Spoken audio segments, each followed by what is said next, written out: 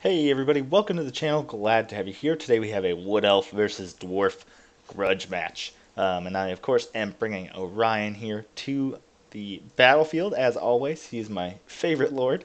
I do have a main line here of Eternal Guards. And I brought these guys just because they have pretty good armor-piercing damage. And I think they'll do okay against the Dwarf Warriors. And really, this is a tough matchup for the Wood Elves. I really don't like to take this one, but I figured I would try because some of the factions I haven't shown you guys in a while are both the Dwarves and the Wood Elves. To support them, I do have some War Dancers with Azrai Spears, and I have these guys because they do Armor Sunder in Steel Faith, and they have huge armor-piercing damage. So that's 50 armor-piercing damage on these guys. So they're pretty terrifying, and they do have this Missile Resist ability. One of the new abilities added in Steel Faith, so every faction gets its new abilities. And so all Wood Elf units get Speed of the Forest, so plus 10% overall Vigor. So their Vigor is essentially 110% of what it used to be. And they get 15% extra speed. So that's pretty good. Makes these guys quick, and they'll get into battle earlier, so that the Quarrelers and stuff will have less time to fire. I do have a Dryad out on each side just to kind of help push the flanks. Then over on each side I do have Glade Guard with Hagbane Tips. I was expecting a lot of Slayers, and I didn't want to bring a designated Archer force, so I figured these guys would kind of do a dual prong thing, and both threaten the back lines and deal with Slayers. So that's kind of why I brought those guys. Over here I do have a Great Eagle with my Lore of Life spellcaster. And I brought Earthblood and Regrowth for my Dragon and for Orion. And then I put her on the Eagle, so I'd have another fast-moving thing to kind of shut down and stop Quarrelers from firing, which is huge in this matchup. Just stop those ranged troops from firing so that your big things like Orion and your Dragon can really survive and thrive. And so I do have this Dragon, big armor-piercing damage, and I can take this time to show off the new Protectors of the Wood. So if their hit points are above 50%, they get an additional 10% physical resistance. So this just makes them pretty crazy, especially with that ward save of 15%. All the Forest Spirits units get them. So even Dryads have that plus 10%. Treekin, everybody.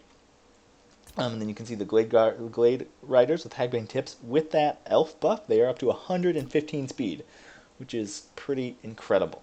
And so they're going to be pushing the flanks, and just trying to really distract and stop this Dwarf player from doing what they want to do. Over here you can see main line of Dwarf Warriors, so some Dwarf Warriors with great weapons, Longbeards, a Runesmith, 3 units of Quarrelers, a Lord, a Thane with the Tormentor Sword, of course, which does snare, and he has a Flame Cannon for my infantry, and a Cannon for my large targets, always a good move.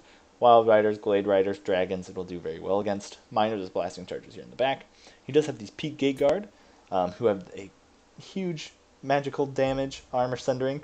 I think these guys are a good bring because with that armor sundering and the magic damage, they'll bypass all the physical resistance of the big tree units. So of course that 10% physical resistance will be useless against these guys. And so the same goes for Orion. He has all that physical resist, will be useless against these guys. So they're a big target for me. And then over here, he does have the Warriors of Dragonfire Pass.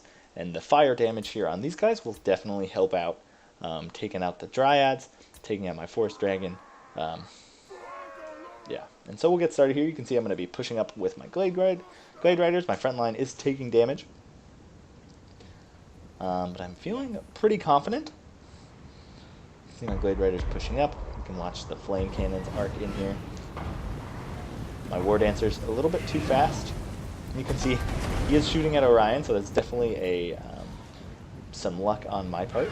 Then you can see my Glade Riders already opening fire, because why not?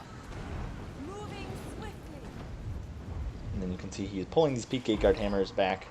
You can see I shot my own guy. And then you can see my War Dancers taking fire.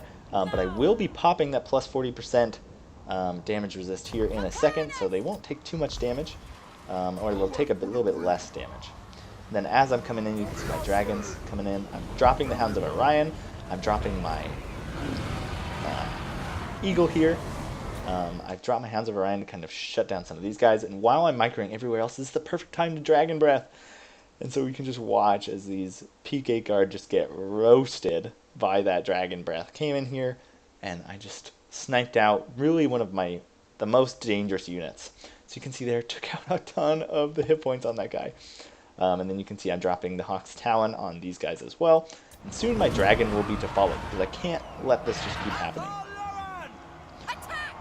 So then you can see the dragon's going to come in, try and shut these guys down. You can see Dryads keeping them away from those Warriors of Dragonfire Pass is pretty critical. And I'm going to be, these War Dancers are going to get a rear charge on these Dwarf Warriors and just start wrecking house. See these hammers coming after Orion. And then you can see nice blob here in the middle. I am going to get a nice cast on all my big targets with that Earthblood. And on my War Dancers with Agile Spears. So I don't think they've lost any models yet. So that is going pretty well. So you can see I did bring my Glade Guard in here. My Glade Riders, not my Glade Guard. And they're going to do a nice job of shutting down this cannon. You can see a lot of this stuff. Warriors of Dragonfire Pass converging, trying to save his Coilers in the middle. But it's kind of opening up his flanks. So these Glade Guard get in here, and they did get buffed in the most recent patch to kind of keep them up to pace with the other Skirmisher cav. And so look at this incredible stat line. 38 melee attack, 36 melee defense, and poison. Oh man, so these Coilers and this cannon crew really don't have too much of a chance. Because once these guys get poisoned, their melee attack and stuff will go down. And then over here you can see my Glade Riders popping in on these Coilers.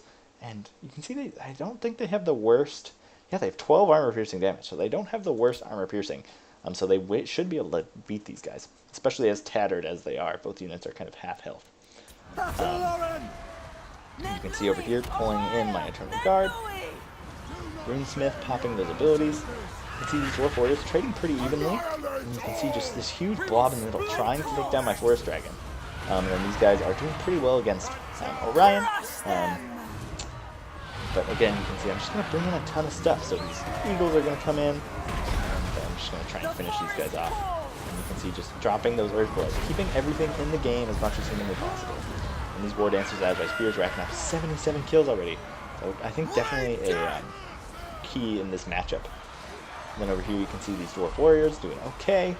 And then these War Dancers, especially with the Sword of the Azurite, dropping these guys to 57 armor, so a lot more of the Eternal Guard damage is going to come through. And then look at this sweet blob. So dropping those Hawk's Talons, this Hound, doing a lot of damage here, especially because Orion's already a beast. He's already doing a lot of damage over here.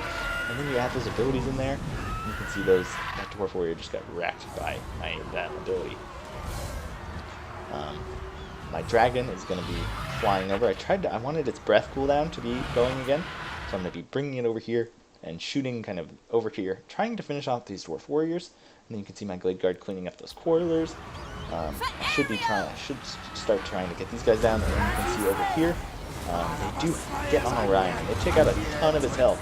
Oh man, you can see just the carnage over here of what just happened to these poor Dwarf Warriors just getting roasted. But I'm going to be bringing my Force Dragon in over here. But nice use of Rune of Wrath and Ruin, slowing this guy down to 45 speed. So he's about walking speed coming over here to help deal with these guys. And then you can see the Thane, or the Lord, and the Thane are just going to be putting down the Law on Orion. So there you can see. But with the Force Dragon there, I should be able to win, especially with how the rest of this battle is going. Even if I lost Orion, I think the rest of my troops would kind of stay in the fight. And you can see there, he did cast Tormentor Sword, trapped my Eagle, but I popped that Opal Amulet. And so that 22% ward save is really saving this Spellslinger's life from the Thane and the Lord. So you can see the rest of especially with the charging in the back line, getting shot in the back with poison, it's going pretty well. And then you can see Rebuild being cast on Orion, which is going to pump his health up pretty quick. Also giving him even more physical resist against this thing. You can see Dryads just pushing in here. That's why I like these guys. They're just numbers. They last a long time. They have decent armor. And with that new physical resist buff, they are pretty strong. And then you can see this Spellslinger, because you put her on the Eagle, she's actually able to kind of throw down in melee with that armor piercing damage, and on the Eagle it does get rid of her magic damage. So this is the one kind of matchup where that is helpful, because the dwarves have huge magic resistance. But on the eagle, you get rid of her magic attacks, and you make her way better. And it's just nice to have that mobile shut down the kind of quarrelers that fall through the gaps. And then you're giving them too many large targets to keep track of the cav, the dragon, and the spellslinger. So that's kind of they can't just stop and focus your one large target.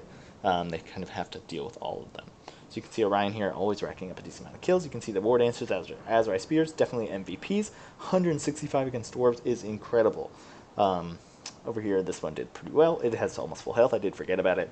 And you can see these Glade Riders getting 110 and 130, kind of coming in that back line, cleaning up the crew, stopping them from being cost effective. You can see this one even got 2 chevrons, and you can, of course, the Forest Dragon always performing with the 2 chevrons and over 100 kills.